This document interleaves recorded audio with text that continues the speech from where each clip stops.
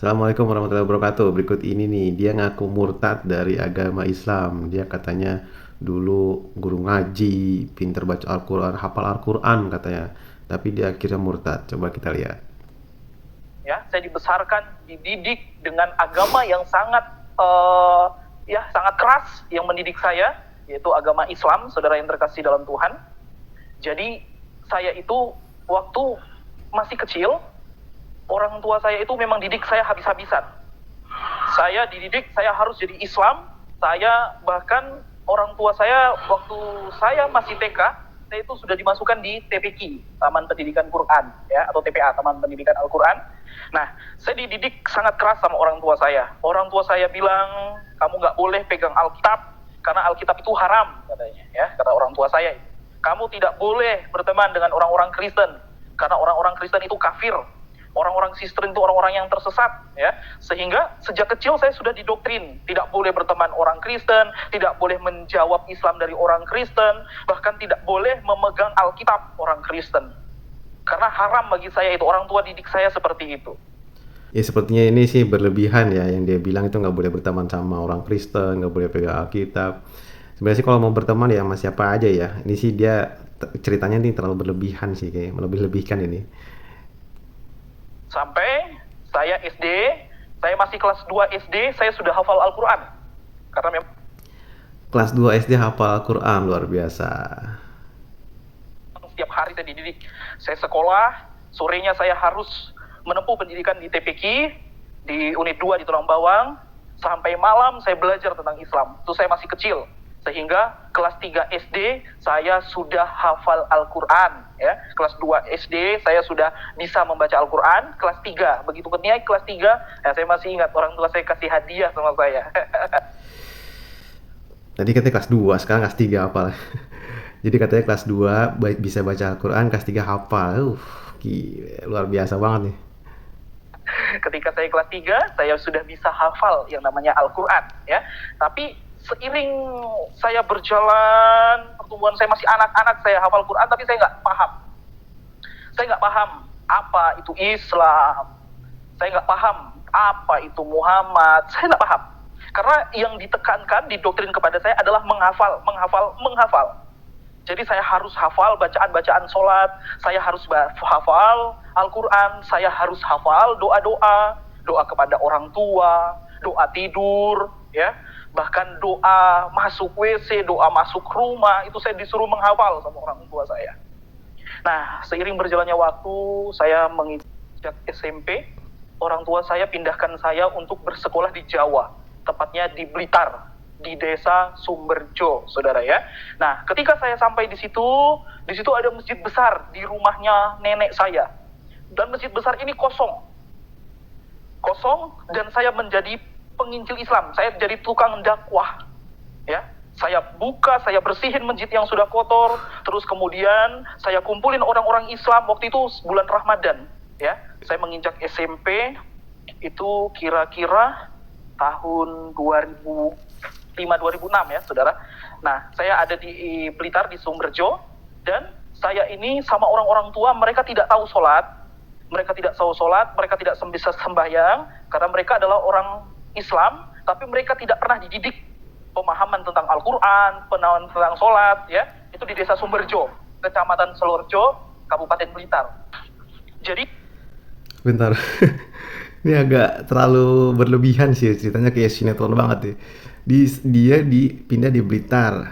Terus katanya di sana ada masjid besar, kotor nggak keurus. Akhirnya dia datang ke sana, bersihin tuh masjid, terus ngajak orang-orang Islam di sana, terus ngajarin sholat, ngajarin ngaji. Katanya di sana nggak orang-orang tuanya nggak bisa sholat, nggak tahu tentang agama.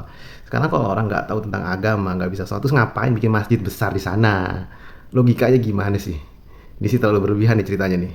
Kelihatan banget ngarangnya nih. saya pernah menjadi guru ngaji sekaligus imam di masjid itu. Saya pernah menjadi imam di masjid itu ketika saya masih berumur kira-kira berumur 11 tahun. Saya umur 11 tahun, saya sudah menjadi imam masjid di situ. Dan saya mengajari orang-orang tua mengaji, anak-anak mengaji, alif, ba, ta, sa, jim, ha, ho, dal, zar, ro, jai, sin, sin, sod, dot, to, god, dan seterusnya, saudara. Terus kemudian saya ajarin mereka surat-surat, saya kasih mereka juz amma, surat-surat pendek saya ajarin kepada mereka, kul a'udzu birabbinas malikin nas, terus kemudian kul a'udzu birabbil falaq min syarri ma khalaq, dan lain sebagainya. Terus kemudian saya ajari mereka ayat-ayat tentang Al-Qur'an. Saya ajari mereka baca Al-Qur'an, saya ajari mereka menghafal surat-surat pendek yang ada di dalam Al-Qur'an. Saya ajari mereka sampai mereka bertumbuh menjadi Islam yang baik, yang mengerti sholat, mengerti membaca Al-Quran. Makanya tidak heran saya masih muda, masih sangat muda, saya sudah menjadi imam dan saya sudah menjadi guru ngaji di desa Sumberjo tepatnya. Karena memang di situ desa yang ada di dalam, ya, jauh dari kota kecamatan. Jadi sampai di sana mereka kurang pengetahuan tentang agama mereka. Tahun lalu saya pulang, mereka dengar saya jadi pendeta, saya tidak boleh lagi pulang kampung. Saya dimarahi, saya dibilang kafir, murtad, saya dibilang anak haram, saudara. Tapi saya tetap mengucap syukur karena Tuhan Yesus baik. Nah, Sekarang gini, dia ceritanya tuh kayaknya dia yang bener-bener ngajarin kampung itu yang tadinya buta tentang agama, terkesan setelah kedatangannya dia itu jadi semua jadi paham agama, jadi bisa ngaji, jadi bisa sholat dan segala macam. Terus kemudian dia murtad, terus dia pulang ke sana, terus akhirnya orang-orang sana ngatain dia segala macam, terus ngusir dia. Ya sebenarnya sih kalau orang kampung ya, terus ada warga lain yang pernah tinggal di situ terus murtad, ya ngapain ngusir juga sih, bukan urusan dia juga kan, itu kan bukan keluarga dia juga kan, cuma sekedar warga. Seharusnya ini sih kayaknya lebay banget sih, berlebihan banget ceritanya nih. berjalannya waktu, ketika saya ada di Jawa, ya, saya bisa melahirkan generasi-generasi yang bisa membaca Al-Quran. Kemudian masjid itu sekarang berkembang. Saya pulang tahun lalu ke Jawa, masjid itu sudah sangat besar sekarang. Kemudian dari Jawa, Dia merasa berpikir dia tuh berjasa banget gitu kan. Masjid yang tadinya kotor, kosong, gak ada yang ngisi, sekarang makmur. Di sana sekarang paham agama, sekarang masjid jadi besar. Luar biasa banget ini jasanya, ini orang ini keren. Dia seperti menghayal ini, emang benar menghayal, pengarang ini, ngarang bebas ini. Soalnya ceritanya terlalu berlebihan banget ini, berlebihan. saya dipindahkan sekolah sama orang tua saya dipindahkan ke Jakarta. Di Jakarta, saya masih sangat cinta dengan agama saya. Dengan agama Islam tentunya. Saya rajin sholat, saya rajin membaca Al-Quran.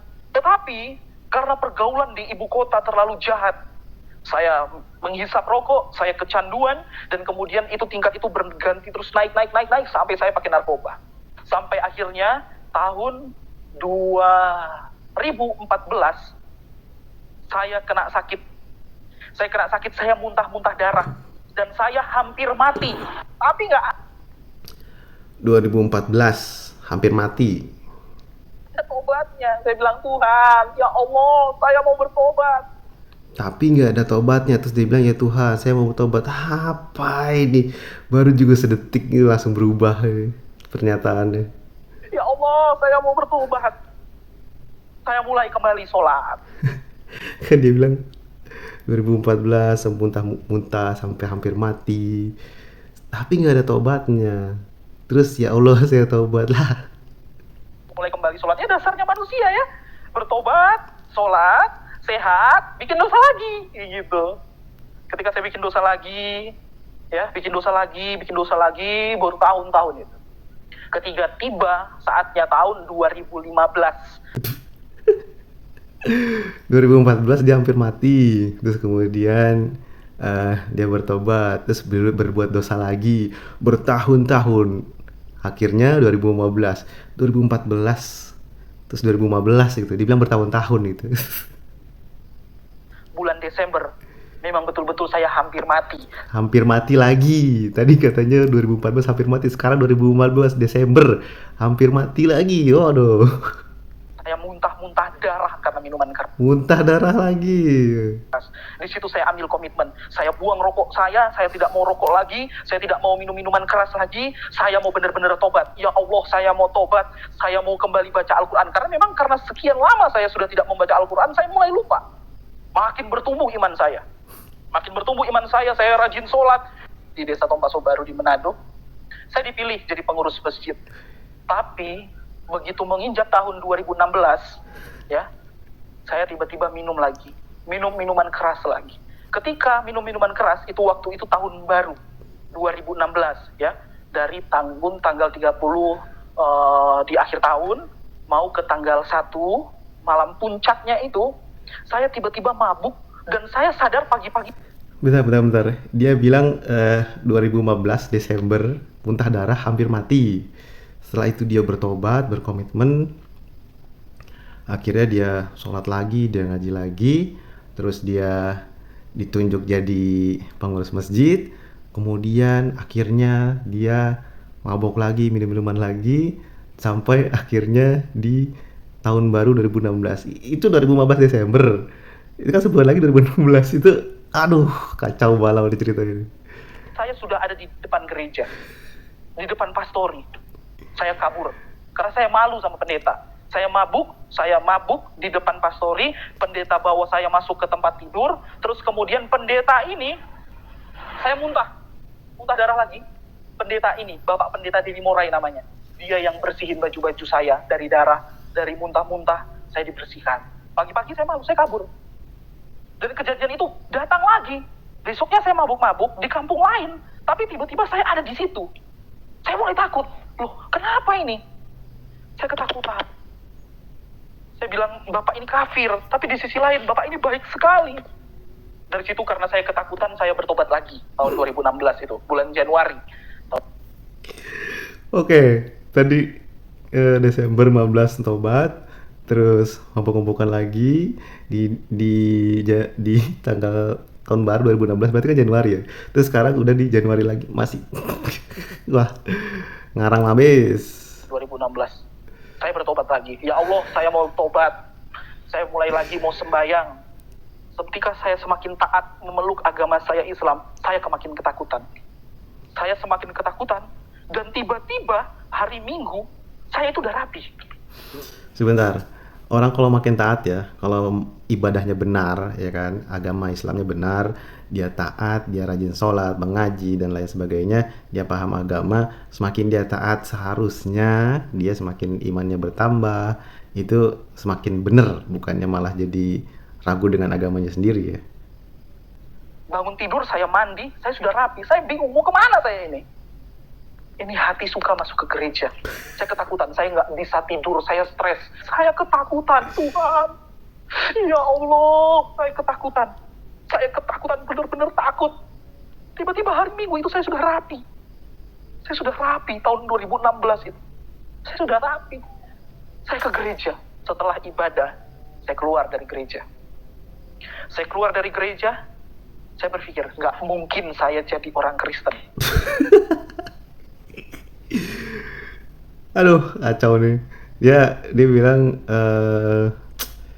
bertobat ya kan. Terus tapi akhirnya dia gelisah, terus akhirnya dia ke gereja, terus beribadah, keluar dari habis beribadah dia bilang, "Saya nggak mungkin jadi orang Kristen." Itu habis ibadah. Lu udah masuk Kristen kali. Saya temui Bapak Ustadz saya, waktu itu Bapak Amiruddin. Pak, kenapa orang Kristen ini masuk neraka? Mereka bilang, ya kalau misalkan orang Kristen semua, orang di dunia ini masuk surga, full surganya. Dia bercanda begitu sama saya. Ya, saya bingung. Saya tanya lagi, kenapa sih kita nggak boleh makan babi? Bapak Amiruddin langsung bilang, Bapak Ustadz ini langsung bilang, ya babi itu bertaring, tidak boleh dimakan. Kenapa tidak boleh dimakan? Kamu lihat orang-orang Kristen yang makan-makan babi, yang makan-makan anjing, kamu lihat muka mereka serem-serem, muka mereka kayak anjing, muka mereka kayak babi. Saya berpikir, nggak masuk akal deh kayak begitu. Mukanya ngibul banget sumpah. Jadi apa ya, nggak mungkin seorang ustadz yang paham agama ketika ditanya serius kenapa orang Kristen masuk neraka gitu kan. Kalau memang ustadznya bener ya kan, terus dia juga nanyanya dengan serius, si ustadz pasti kan jawab sesuai dengan agama Islam dan juga sesuai dengan dalil di Al-Quran pastinya kan, dan hadis. Dan juga kenapa nggak boleh makan babi, ya emang jelaskan diharamkan dalam Islam, dan di Al-Quran pun ada, di hadis pun ada. Masa iya seorang ustadz yang paham agama jawabnya karena babi itu bertaring? Apa itu? Masuk akal. Pada dasarnya saya lihat wajahnya Bapak Pendeta ini, saya sayang sekali sama dia. Saya mulai membanding-bandingkan. Tiba-tiba yang saya pikir Alkitab itu haram, saya jadi penasaran, apa sih isinya di dalam Alkitab? Wah, lebih kacau lagi saya, habis saya, lebih kacau lagi. Tiba-tiba hari Minggu depan, saya ini tiba-tiba mandi lagi. Saya sudah pakai baju rapi, dan tiba-tiba ini hati ini pokoknya seperti ditarik begini. Seperti ditarik, kamu harus masuk gereja pokoknya. Ini hati saya ini rindu masuk gereja. Saya masuk ke gereja. Ada damai sejahtera. Saya tidak alami lagi ketakutan. Akhirnya saya bilang begini, saya keceplosan sama Bapak Pendeta. Bapak Pendeta, gimana caranya menjadi orang Kristen? Saya mengambil keputusan untuk jadi orang Kristen. Bapak Pendeta baptis saya itu tanggal 27 Februari tahun 2016. Gila, waktu jaraknya cepet-cepet, deket-deket banget ya. Dari 2015 Desember ke tahun baru 2016 di Januari, itu sekarang di Februari 2016. Cepet banget ya, tapi dia cerita tuh kayaknya panjang banget waktu itu. Ya ampun. Kayak tadi aja tuh kan 2014 berbuat dosa bertahun-tahun sampai akhirnya di 2015. Apanya yang bertahun-tahun kayak gitu? Saya dibaptis oleh Bapak Pendeta di Murai. Ketika saya dibaptis, saya menyatakan diri saya orang Kristen. Orang tua saya usir saya. Orang tua saya marah sama saya. Orang tua katain saya, kamu anak durhaka, nggak dengar sama orang tua. Saya dipecat jadi anak. Saya dibegituin sama orang tua saya, sama papa saya. Saya dimarahin. Kamu itu dari kecil itu papa sekolahin kamu di TPQ. Papa ajarin kamu baca Al-Quran. Papa ajarin kamu untuk menghafal Al-Quran. Bahkan kamu bisa jadi imam, bisa jadi penghafal Al-Quran. Saya sudah berkali-kali khatam. Sudah tidak terhitung lagi. Berkali-kali hatam Al-Quran, ya elah. Sebagai orang Islam yang benar ya, semua juga udah, apalagi udah seumuran dia gini, udah pasti berkali-kali lah kalau emang benar Islamnya ya. Jangankan berkali-kali, di bulan Ramadan aja orang berlomba-lomba menghatamkan Al-Quran sebanyak-banyaknya kan gitu. Lebay banget nih orang. Karena orang tua saya itu didik saya dengan keras. Hari kenaikan Tuhan Yesus itu bulan Mei, saya tidak salah bulan April atau bulan Mei, tiba-tiba orang tua saya datang ke gereja. Kenaikan Yesus, terus orang tuanya yang tadinya Islam terus datang ke gereja. Aduh. Orang tua saya tidak pernah ada yang Injili, tidak pernah ada yang kasih Alkitab. Jangan-jangan kasih Alkitab, dengar Alkitab aja risih orang tua saya. Kalau orang Kristen bilang Assalamualaikum, dia bilang haram. Orang Kristen bilang Assalamualaikum, kita bukan bilang haram. Kita nggak boleh jawab Waalaikumsalam, cukup jawab aja Waalaikum gitu. Nih ngarang nih dia pintar ngomong, cuman kurang data nih buat ngibul. Orang tua saya, papa saya, tiba-tiba dia masuk ke gereja. Saya takut, saya pikir mereka mau marah, tapi mereka ternyata dijamah Tuhan. Mereka datang ke gereja, mereka bilang sama Bapak Pendeta, kami mau masuk Kristen. Hati saya langsung berpikir, Tuhan Yesus itu benar-benar ada. Saya bilang, Tuhan Yesus itu benar-benar ada. Dia dengar doa saya. Dia dengar doa saya. Yesus itu benar-benar ada. Yesus tidak mati. Yesus bukan cuma sekedar nabi, tapi Isa Al-Masih itu adalah jalan kebenaran dan hidup menurut Alkitab saya. Menurut Alkitabnya, ya iya menurut Alkitab Anda. Ya itu dia nih video tadi pengakuan dari seorang pendeta muda ya, yang katanya ngakunya hafal Al-Quran dari kelas 3 SD, yang ngakunya umur 11 tahun udah menjadi imam masjid, ngajarin warga di kampung sekampung untuk paham Al-Quran, untuk belajar Al-Quran, untuk sholat dan paham agama. Cuman aneh aja ya, dia bilang di situ ada masjid besar kosong kotor, terus dia datang, terus dia bersihin, ngundang orang-orang Islam di sana karena di sana katanya nggak mengenal sholat, nggak mengenal agama, orang nggak mengenal sholat, ngapain ngebangun masjid. Dari cerita yang barusan tadi sih, kalau saya lihat sih, kalau pandangan saya ya, banyak ini ya, banyak kurang bener kayaknya sih ada yang dikarang-karang, atau mungkin semuanya ngarang gitu ya. Saya nggak tahu juga sih. Allahu alam ya, Allah yang maha tahu ya, emang dia beneran orang Islam yang kemudian murtad, atau dia emang orang Kristen yang pura-pura murtad, kita nggak tahu ya. Semoga video ini bermanfaat. Assalamualaikum warahmatullahi wabarakatuh.